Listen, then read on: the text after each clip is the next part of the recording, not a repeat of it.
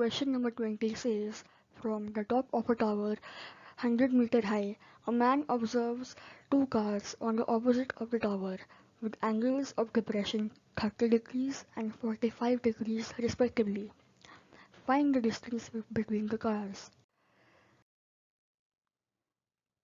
First of all, we will draw the diagram as represented here on our notebooks. Here, AB is a tower of height 100 meters and the point C and D are position of two cars. As we know, tan theta is equal to perpendicular upon base. We get AB equal to BC.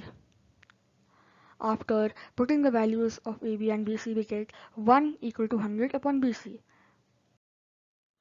which results in BC to be 100 meter. Similarly, for the right triangle ABD, we get BD equal to 100 root 3 meters. So as we saw in the diagram that the distance between two cars will be CD, and hence when we divide CD, we get BC plus CD. And we know the values of both. After putting the values and adding them up, we get 273 meters. That is, the distance between two cars is 273 meters.